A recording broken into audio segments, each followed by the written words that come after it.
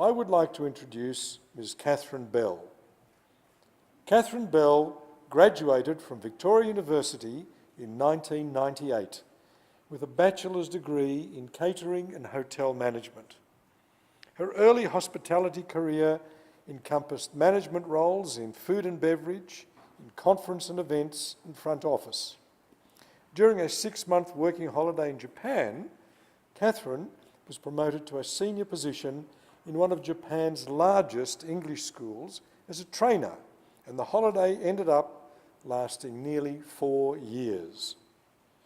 On returning to Australia, Catherine took on training management and HR roles in some of Melbourne's leading hotels, working for the Accor Group, for Hilton Hotels, and of course for Sofitel.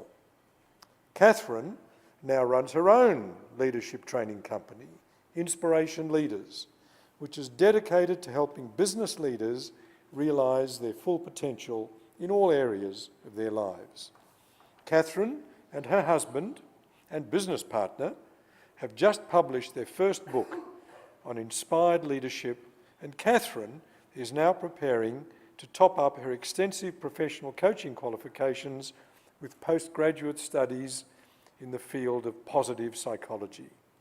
I call upon Catherine Bell to deliver this afternoon's occasional address.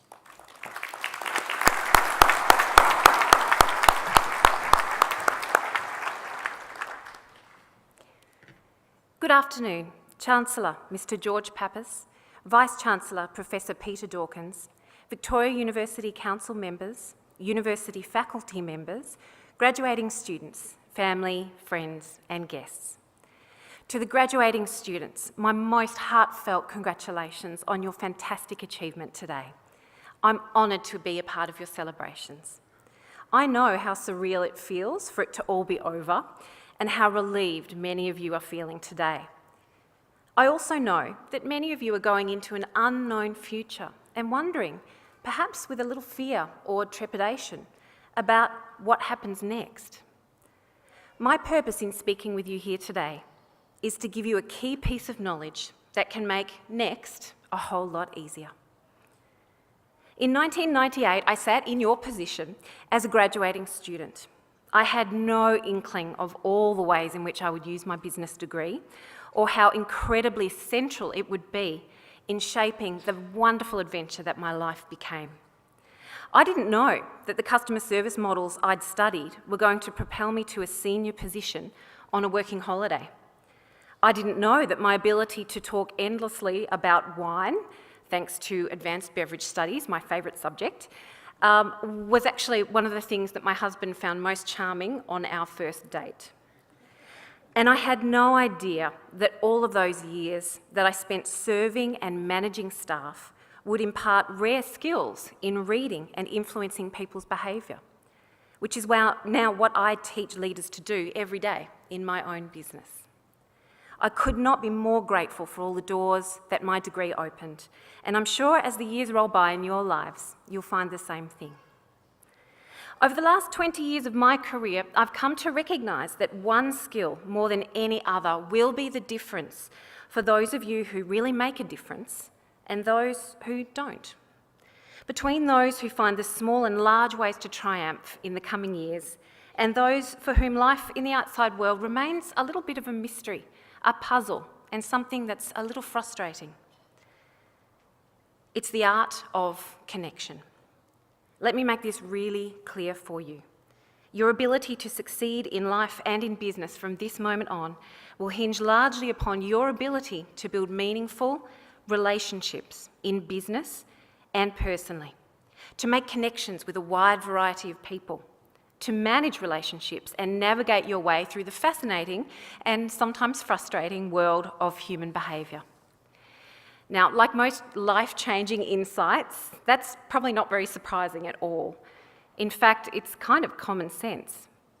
But as you're all keenly aware today, more than ever, there's a vast difference between knowing something and doing it. In fact, in my business, on a daily basis, I deal with senior leaders whose careers have stalled or have even completely fallen off the rails because somewhere along the line, they forgot to make it a priority to cultivate this one crucial skill.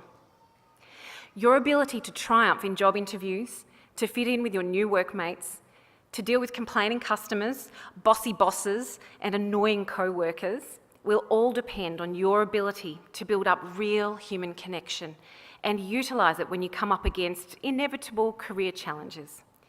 Your ability to rise through the ranks of the working world, to move in the direction of your dreams, and to achieve your deepest goals and desires will all depend on how well you can connect with the people around you.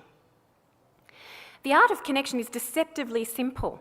Research in this area shows us that we are more likely to hire, trust, work well with, and buy from people who we think are like us. That's it, just people who we think are like us. But think about the implications for your career. Think about your whole career stretching out in front of you and all of the tiny little interactions you're going to have to make it work. Ask yourself, can you afford not to pay attention to this? You're more likely to land the job, become a trusted member of the team, enjoy better working relationships, and make more sales if you just know how to connect. And connection comes from some very simply stunning skills that we all possess. Great eye contact, a fantastic smile, a warm, strong handshake, and a friendly, efficient communication style. In other words, all the things that weren't really all that important to you in the last few years while you've been busy finishing your assignments, researching facts and figures, and cramming for your exams. Now, you'd really think that everyone in the world would know this, wouldn't you? I mean, it's not such a secret that connection is actually really important. But here's the catch. We all do this very naturally with people who we like. The challenge is to do it with people that we don't know or that we don't like, and do it consistently. To just make it your way, part of who you are, and use it with purpose and volition. I've had the privilege of working with some of the world's most recognised and largest hotel groups who collectively have spent millions and millions of dollars researching what their customers want. And I've been lucky enough to read over hundreds of those reports. And over all the research, all the years, one thing remains obvious. The single most important factor in whether a guest will come back to your hotel or your business to spend more of their hard-earned cash comes from one simple question. Did they make me feel important? It's my belief that the single most important skill that you can take to the job market today is being great at connecting with people. It makes you memorable. It makes you stand out. It's one of the most sought-after skills in the professional world today, and it's the one thing that will pave the way more than anything else for your success. So here's what I say to you. On top of the incredible knowledge that you have gathered in your years at Victoria University, remember to smile. Remember to see, recognise and honour the humanity of the person that you're doing business with, regardless of the circumstances. Build patience and trust and respect into your interactions. Look for ways not just to become great at business, but great with people too. When you master the art of really connecting with another human being, it will change your life. So let me answer the question, what's next? Well, just a suggestion, you could start practicing these simple skills today so that you're ready to nail that interview tomorrow. I'm so excited about what the future holds with each and every one of you contributing to it.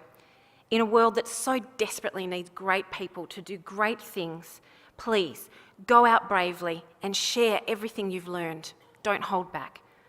You have everything you need now to make a huge difference and to leave your mark. Congratulations once again on your enormous achievement. I hope you take this moment to really enjoy today. And I want to leave you with one final thought. At the end of the day, every day, only you get to decide what's next. That's the scary bit, but it's kind of the fun bit too. Thank you.